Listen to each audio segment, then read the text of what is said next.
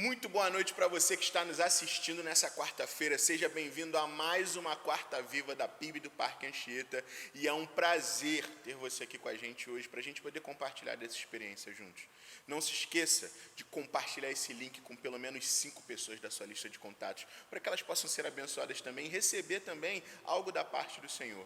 Aqui na nossa descrição nós temos um link onde você pode deixar o seu nome e o seu pedido de oração. A nossa igreja quer orar por você, a nossa igreja quer te acompanhar, quer estar junto com você, então não deixa de se identificar. Você está na Quarta Viva e que hoje você possa ser abençoado.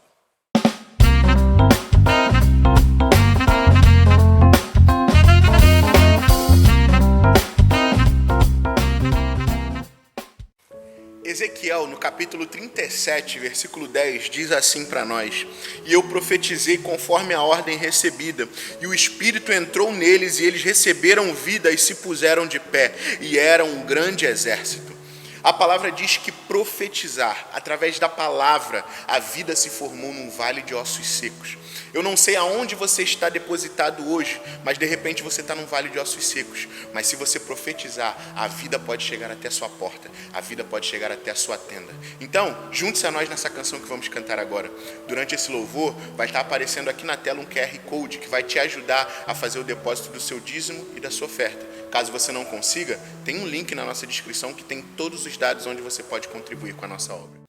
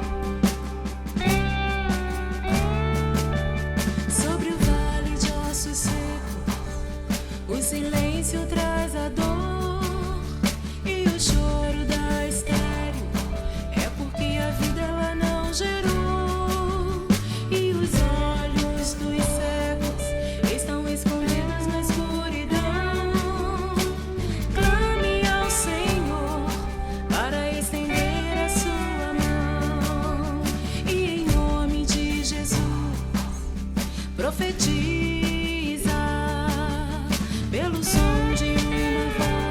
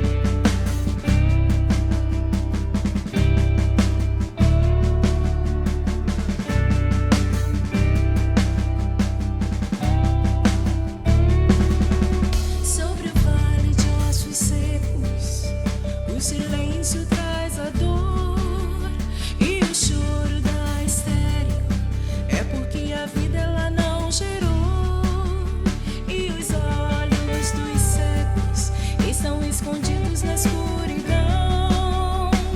Clame ao Senhor para estender a sua mão e em nome de Jesus profetiza.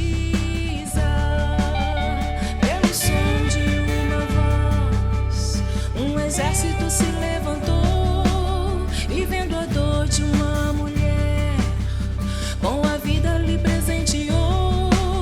Ao ver o cego em Jericó e a fé em seu coração, ele estendeu a mão e o resgatou da escuridão. Se em nome de Jesus profetiza.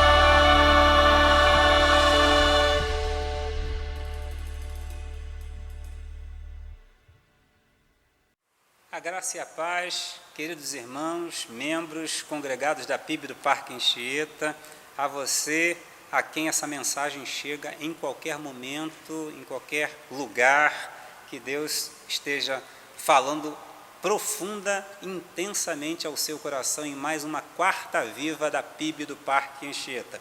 Eu sou o Ricardo Félix e estou aqui nessa noite para retomar um tema que tratei, ou sobre o qual tratei há poucos domingos aqui na igreja, mas eu gostaria de desdobrar esse tema, de detalhar, de pormenorizar pelo menos um aspecto que foi abordado naquela ocasião, uma vez que eu entendo que se trata de um assunto de capital importância para a vida cristã, em meio a tantas possíveis distrações, a tantas coisas que tiram de nós o foco da coisa principal em nossas vidas, que é servirmos ao Senhor, glorificarmos o seu nome e frutificarmos no seu reino.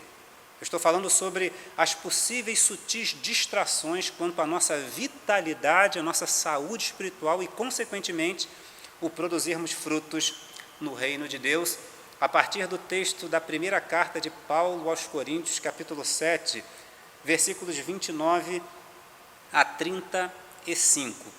O versículo 35, especificamente a parte B, queridos irmãos, nos diz o seguinte: Paulo dizendo: quero que façam aquilo que os ajudará a servir melhor o Senhor. Presta atenção nos detalhes do texto. Quero que façam aquilo que os ajudará a servir melhor ao Senhor com o mínimo possível de distrações.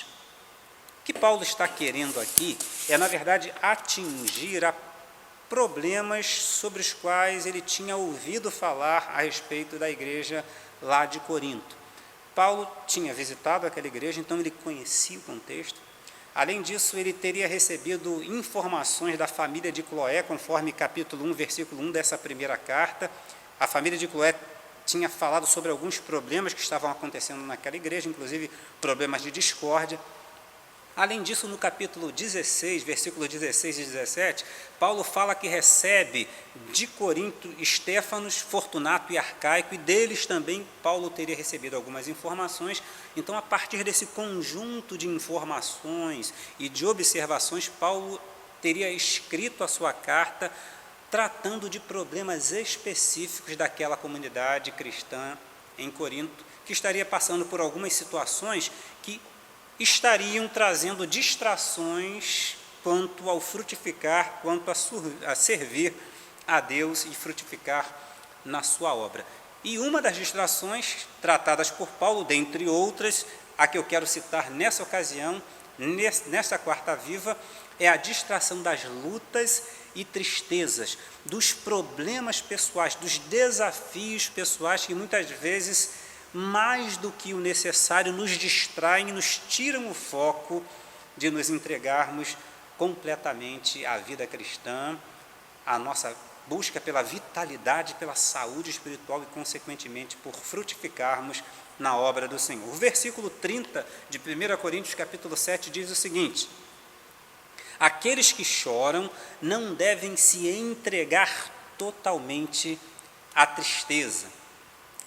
Assim como em qualquer outro contexto, havia entre os cristãos de Corinto pessoas sôfregas, pessoas sofrendo naquela comunidade por diversas possibilidades. Eu quero citar aqui algumas delas. Primeiro, os cristãos de Corinto poderiam estar sendo oprimidos por parte dos seus concidadãos, porque eram idólatras e eles eram cristãos. Então havia aquela rixa religiosa entre os cidadãos de Corinto, e isso estaria gerando algum desconforto, alguma tristeza, alguma dificuldade aos cristãos de Corinto. Uma outra possibilidade era a perseguição por parte do Império Romano, porque o Império Romano perseguia aqueles que não se submetiam à adoração ao imperador, aqueles que diziam ter um outro rei, um outro mestre, exatamente o que faziam os cristãos, inclusive os de Corinto, estariam então sendo perseguidos. Isso geraria tristeza, motivo de luta, motivo de dor, inclusive estariam sendo expoliados dos seus bens, perdendo seus empregos e coisas desse tipo, por conta de serem cristãos. Dificuldades também decorrentes da catástrofe que teria ocorrido em Corinto no ano 40 depois de Cristo, um terremoto que teria levado aquela cidade à grande destruição, e alguns cristãos estariam ainda se recuperando disso, e isso poderia também gerar, dentre eles, ainda luto, tristeza e motivos para eles assim se absterem de se dedicarem mais integral e totalmente à obra do Senhor. Isso para dizer de assuntos específicos, queridos.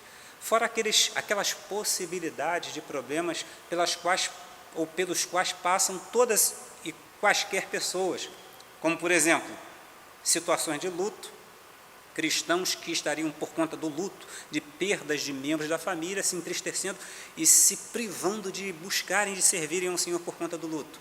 Problemas financeiros, falências, objetivos por conquistas financeiras que estariam tomando conta do coração daquelas pessoas, e eles estariam sofrendo com isso e por conta disso não estariam se dedicando.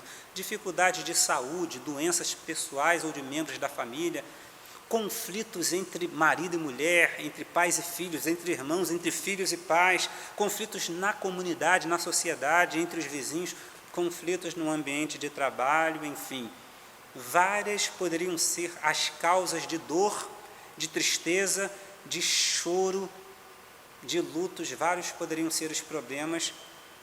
E vamos combinar, vamos admitir, queridos, é possível que os cristãos corintos que estivessem passando por esses problemas tivessem como que justificativas para que cuidassem dos seus próprios problemas, das suas próprias dificuldades, e por conta disso estivessem diminuindo ou até completamente abandonando sua responsabilidade para com o reino de Deus. E talvez até pensemos, o que é razoável pensar, né? Como vou servir ao Senhor cheio de problemas? Nas palavras de Paulo, não deve haver total entrega, não devem se entregar totalmente à tristeza, e essa expressão de Paulo nos traz algumas possíveis conclusões. A primeira delas, há lugar sim para a entrega aos problemas pessoais, entrega essa que limita e, quem sabe, ainda que temporariamente impeça de se atuar de se servir ao Senhor, porque nós somos humanos. Eu não sei se você já passou por uma fase de luto, perdeu alguém muito próximo, e nesse momento você se sente como que paralisado, e há sim um direito, é justificável quando nessas fases a gente não possa se entregar completamente ao Senhor. Essa é a primeira observação. Uma segunda observação é que o nível de comprometimento que o nosso problema leva em relação ao reino de Deus é algo muito pessoal. Não dá para que as outras pessoas julguem, ele tem um problema grande, então ele pode se dedicar somente nessa medida ao reino de Deus, ao próprio Deus. Não. Ninguém pode ser taxativo quanto a em que nível alguém pode se abster da obra do Senhor. Ninguém pode julgar aquele que se afasta, ainda que parcialmente, da obra, do serviço, do ministério, porque ninguém sabe onde realmente dói, o quanto dói. Quem sabe é quem está calçando aquele sapato, é quem tem a pedra no seu próprio sapato, incomodando o seu próprio pé. Então ninguém de fora pode ser taxativo, cada um é que sabe até onde vai o seu sofrimento, a sua dor. E nós não podemos ser como os amigos de Jó, julgando, condenando aqueles que se afastam e que até, ainda que temporariamente, se esfriem por conta de seus problemas pessoais, condenando, universalizando soluções. Olha, isso é fácil, faça assim, faça assado, isso não é tão grande, esse problema não é tão grande a ponto de você se afastar da obra do Senhor. Não. Essa é uma segunda observação. Mas, queridos, é verdade também, e essa é a terceira observação que quero fazer, que há um nível aceitável, pelo que Paulo fala, não se entreguem totalmente, não se entristeçam totalmente, há um nível de entrega, e esse nível ele deve ser discernido pessoalmente, claro, com a ajuda de Deus, mas quem sabe até com ajuda, não há problema se nós temos pessoas próximas que, lógico, primeiramente choram conosco, nos sustentam em oração, nos apoiam no que estiver ao seu alcance em nossos problemas, em nossas lutas, em nossas dificuldades, nos ouvem, nos abraçam, estão próximas a nós. Nós não podemos negar a possibilidade de que essas pessoas sejam instrumentos de Deus, ainda que de maneira sábia, amorosa, pertinente, ou seja, a pessoa certa, não é qualquer um, no lugar certo, não é em qualquer momento, da maneira certa, na hora certa, com a tonalidade de voz certa, com as palavras certas, que essas pessoas nos levem a refletir sobre o quanto e de que forma nós estamos sendo, quem sabe, exageradamente vítimas, nos sentindo vítimas, e o quanto desproporcionalmente as nossas dificuldades estão nos impedindo de buscarmos ao Senhor, de nos dedicarmos ao Senhor, de investirmos na nossa vitalidade espiritual, de aplicarmos os nossos dons, os nossos talentos e o nosso tempo ao reino de Deus, porque pode ser, queridos, que estejamos tão absortos em nossos problemas do ponto de vista mental, que nossas energias estejam focadas na solução, ou pelo menos no problema. Pode ser que o nosso tempo, a nossa agenda esteja tão absorta, tão cheia de atividades ou atitudes para a solução do nosso problema, que de maneira desproporcional estejamos abandonando ou estejamos deixando de nos dedicar ao reino de Deus, e Deus usa instrumentos dele para que voltemos e reflitamos o quão de maneira insalubre e não saudável estejamos abandonando e abdicando daquilo que Deus nos chamou para sermos e para fazermos. Esse sermão, por exemplo, pode ser uma palavra de Deus de alerta para você. Você pode estar distraído de maneira equivocada, estar tendo a sua dificuldade, a sua luta como uma cortina de fumaça, impedindo que você esteja se dedicando adequada e no nível que Deus deseja de você, a despeito das suas lutas e das suas dificuldades. O que eu quero dizer é que há espaço sim, ou ao que parece, Paulo está dizendo que há espaço sim para o luto, há espaço para a luta, há espaço para as dificuldades pessoais, para que tratemos da nossa dificuldade pessoal sim, mas não totalmente a ponto de deixarmos de nos dedicar à obra e ao reino de Deus. Quem sabe se não é exatamente em meio às lutas que estaremos servindo ao Senhor, como, por exemplo, aquela menina que foi levada escrava pelo povo sírio, E em meio à escravidão, em vez de estar apenas como vítima, absorta em sua luta, em sua dificuldade, eu sou pobre coitada, aqui afastada dos meus pais, dos meus parentes da minha terra. Em meio à sua luta e dificuldade, ela esteve atenta à oportunidade de servir ao Senhor e disse para Naamã: olha, se o meu, ou para a família de Naamã, né, se o meu Senhor soubesse que há profeta em Israel que pode curá-lo, ou seja, indicou um homem de Deus a quem Naamã deveria se dirigir e assim ser tratado e curado, não somente da sua lepra física, mas da sua doença espiritual, o que aconteceu especificamente com Naamã. Elias é um outro exemplo disso também. Ele estava abatido por conta de seu problema de ser perseguido após a grande vitória sobre os profetas de Baal. Jezabel queria matá-lo, e ele triste, angustiado, alguns dizem que ele estava até deprimido, e a palavra de Deus diz assim a respeito de Elias, lá em 1 Reis, capítulo 19, versículo 4. Depois foi sozinho, a respeito de Elias, né, para o deserto, caminhando o dia todo. Sentou-se debaixo de um pé de giesta e orou pedindo para morrer. Já basta, Senhor, disse ele, tira a minha vida, pois não sou melhor que meus antepassados que já morreram.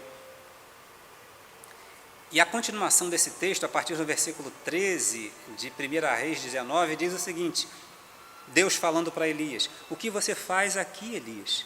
Ele respondeu outra vez: tenho servido com zelo ao Senhor, o Deus dos exércitos. Contudo, os israelitas quebraram a aliança contigo, derrubaram teus altares e mataram todos os teus profetas. Sou o único que restou e agora também procuram matar-me. Como quem diz: olha, Deus, eu estou com um problemão, eu estou com uma grande dificuldade. E de fato, ele estava, queridos.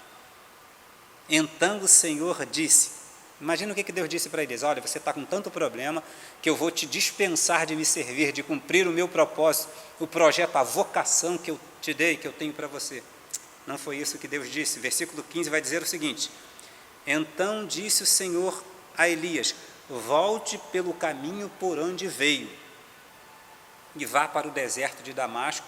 Quando chegar lá, unja Azael para ser rei da Síria. E essa foi uma dentre outras missões que Deus deu para Elias em meio à sua tristeza, em meio à sua luta, em meio aos seus problemas, em meio às suas dificuldades. Eu quero concluir essa reflexão fazendo algumas perguntas para você, meu querido irmão, minha querida irmã, meu querido amigo que assiste a essa quarta viva da PIB do Parque Anchieta. Que áreas e que aspectos e que circunstância da sua vida tem gerado tristeza, dor e sofrimento a você? E sem desprezar o quanto a sua dor pode ser intensa, o quanto você está sofrendo proporcionalmente à realidade da sua circunstância, à sua dor, qual o nível do seu problema, ao ponto de ele realmente impedir de que você continue se dedicando a buscar ao Senhor e de frutificar na obra dele e de dedicar os seus dons, seus talentos a ele, inclusive à igreja local. Nós sabemos que é uma questão pessoal, como eu falei, não estou aqui para julgar, mas reflita, ore ao Senhor, peça discernimento do alto. E quem sabe ouça a voz de pessoas confiáveis, de homens e mulheres de Deus, para que eles, usados por Deus, te tragam o discernimento adequado, para que você não, como diz Paulo, não se entregue totalmente à tristeza a ponto de não frutificar, de não servir ao Senhor. Quem sabe, e aí fica um alerta importante, quem sabe não será por meio da dedicação ao Senhor, não será exatamente a vitalidade e a frutificação cristã que promoverá o enfrentamento, a superação daquilo que te traz sofrimento nesse momento.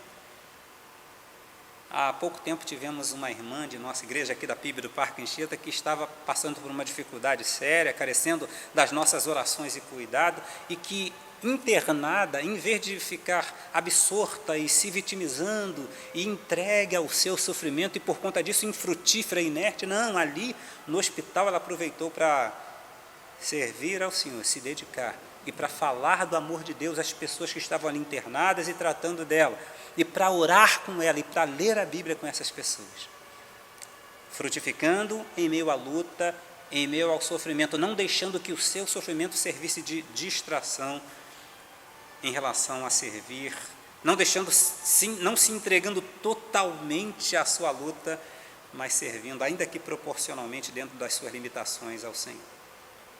E eu quero então fazer uma proposta a você. Mais do que isso, um desafio. Na medida da sua possibilidade, não mais que isso. Quem sabe que inicialmente, com algum esforço, eu sei, para sair da inércia, você em meio à sua luta, à sua dor, à sua dificuldade, à sua tristeza, ao seu problema, ao seu desafio pessoal ou familiar, você procure uma forma de frutificar a Deus, de servir a Ele, de atuar na igreja local, quem sabe até de intensificar a sua atuação, a sua dedicação ministerial, mesmo no seu momento de dificuldade. E observa a partir do atendimento a esse meu convite, a esse meu desafio, essa minha proposta. Se isso não resultará em remédio, aliás, será uma distração contrária, em vez de a sua dor, a sua luta, a sua dificuldade servir de sutil distração, de tirar o seu foco, a sua atenção ao reino de Deus, que deve ser primeiro lugar em sua vida, quem sabe exatamente a dedicação, a frutificação, a busca por frutificação, por servir ainda mais ao Senhor, não será uma distração do seu problema, não te ajudará a tirar o foco do seu problema e quem sabe até a resolver o seu problema por meio da busca pela vitalidade espiritual e pelo serviço cristão.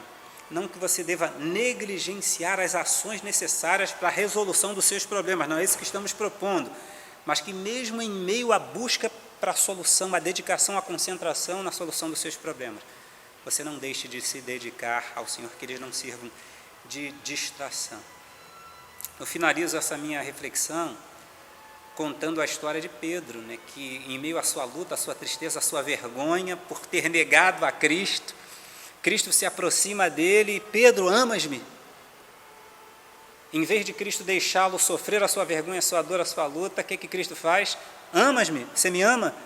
Apacenta as minhas ovelhas. Vamos trabalhar, vamos servir, vamos frutificar, vamos nos dedicar a essa obra que Deus tem para a sua vida, Pedro. Que Deus então revigore, avive, intensifique a sua fé, a sua saúde espiritual e use você para nele frutificar enquanto Ele te ajuda a cuidar dos seus problemas, enquanto Ele cuida de você em meio às suas lutas, em meio aos seus problemas, sem que você perca o vigor espiritual, sem que você deixe de frutificar na obra dele. Querido Deus e querido Pai que está no céu, muito obrigado, porque o Senhor nos traz essa palavra de alerta quanto às possíveis sutis distrações, especificamente essa, Pai, para que nós não nos distraiamos, não nos foquemos em nossas lutas, em nossas dores, em nossas tristezas, em nossos problemas pessoais ou familiares, além daquilo que eles nos devem focar e nos absorver, mas que mesmo em meio a eles, ó Pai, possamos nos dedicar ao Senhor, porque fomos comprados por preço, e porque há frutificação sim, Pai, há serviço em meio às nossas lutas e dificuldades, e que mesmo te servindo, Pai, possamos ainda assim cuidar dos nossos problemas e ajudados pelo Senhor, possamos superar todas as nossas lutas e dificuldades. Eu te peço e te agradeço desde já, em nome de Jesus. Amém. Tenho certeza que, assim como eu, você foi muito abençoado por essa palavra que veio de encontro até os nossos corações, e eu espero que algo tenha marcado você. E se isso aconteceu, não esqueça de pegar um trecho, algum pedaço, e colocar nos seus status no WhatsApp, nos seus stories no Instagram, para que isso impacte também a vida de outras pessoas. Foi um prazer estar com você hoje aqui na Quarta Viva. Não se esqueça de seguir a nossa igreja nas suas redes sociais que estão aparecendo aqui na tela. Não se esqueça também de pedir para fazer parte do nosso grupo de WhatsApp. Lá estão sendo divulgadas todas as programações que está tendo aqui na nossa igreja, então não fica de fora, não perde não. E também, no domingo, nós temos culto presencial, às 10 da manhã e às 18 horas. Então não esqueça de estar aqui com a gente presencialmente. Nesse domingo, nós teremos ceia, às 10 da manhã. Então, se você quiser fazer parte dessa cerimônia, é só você vir. Você está na Quarta Viva, da PIB do Parque Anchieta. E nós esperamos que você esteja aqui na semana que vem. Tchau, tchau!